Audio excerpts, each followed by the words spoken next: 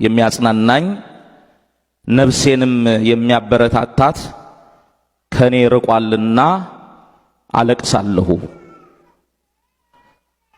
ልሳነ ተዋሕዶ የቤተ ክርስቲያናችን አንደበት የሆነ የከተማው መናኝ ባህታዊ የወንጌሉ አርበኛ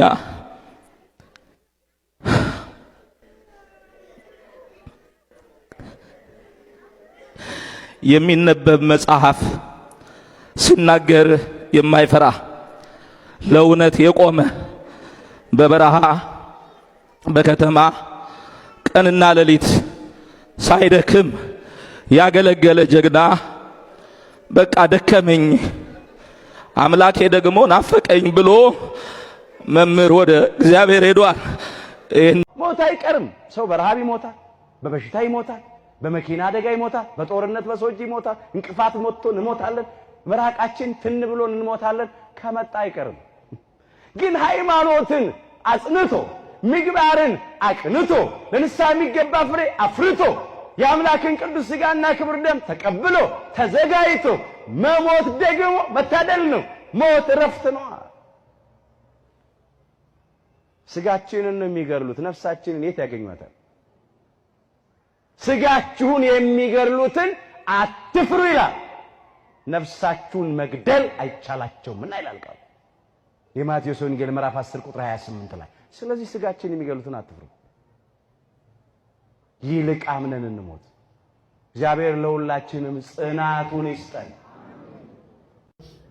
እጅግ የምንወደው የሚያሳዝነን በእውነት አንድ ልጃችን የቤተ ክርስቲያን እንቁ ልጅ በእውነት እሱ ይስበክ እንጂ እሱ ያስተምር እንጂ እሱ ያሳምረው እንጂ በእውነት ዛሬ ከመካከላችን ተለይቶ እናስበዋለን ዘላለምን። በእውነት እንደ ስሙ ወደ ዘላለማዊው ሕይወት የሄደው ዘላለምን አንረሳውም መቼ።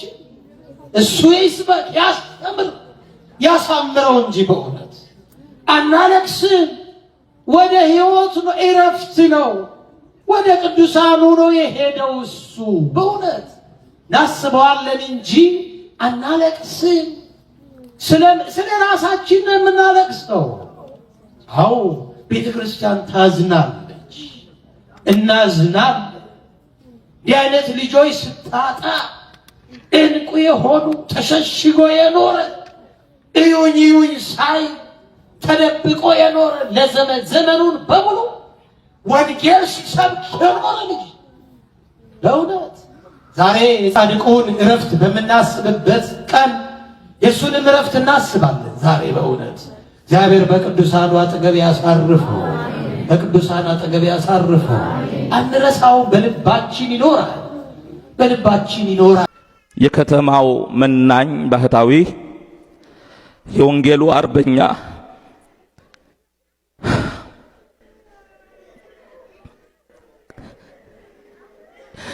የሚነበብ መጽሐፍ ሲናገር የማይፈራ ለእውነት የቆመ በበረሃ በከተማ ቀንና ሌሊት ሳይደክም ያገለገለ ጀግና በቃ ደከመኝ አምላኬ ደግሞ ናፈቀኝ ብሎ መምህር ወደ እግዚአብሔር ሄዷል። ይህንን የእሱን መርዶ ቆሜ በመናገር ያዝናለሁ።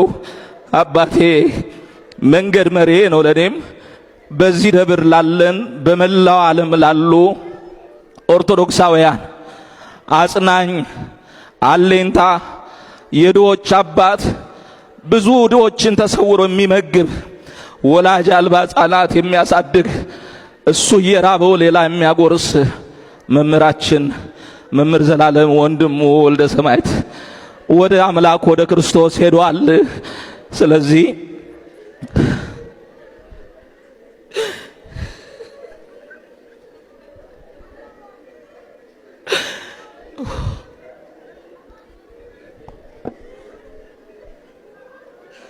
ምን ብዬ ልናገር?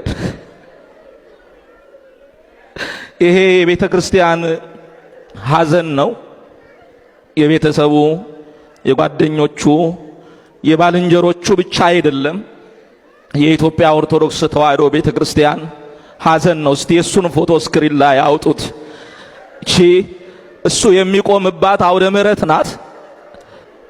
ዛሬን የሚያምርብኝ የዕለቱን ትምህርት የሚያስተምረን ወንድማችን መምህር ዘላለም ነው ብል ያምርብኝ ነበር፣ ግን አልታደልኩም። አባቴ ወንድሜ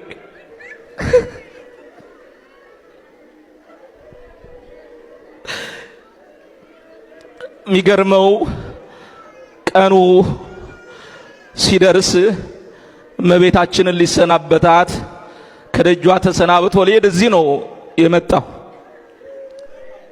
እመቤቴም ደጅሽን የረገጠ አገልጋይሽን ልጅሽን ቅፍ ድግፍ አድርገሽ በክብር ሸኝልን።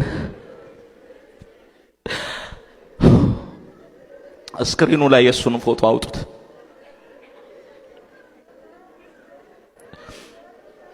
ምእመናን የምናለቅሰው ለመምህር ዘላለም አይደለም።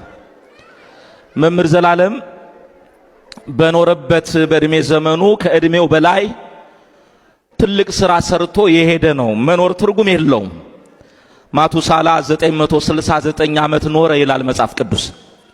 ግን አንድ ነገር ሰራ ተብሎ አልተጻፈም።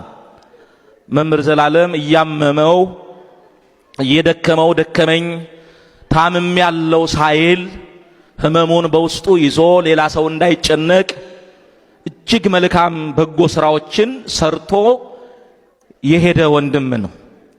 አሁን ለቅሶ የሚገባት ቤተክርስቲያን ናት። ለቅሶ የሚገባው ለኛ ነው። ለምን?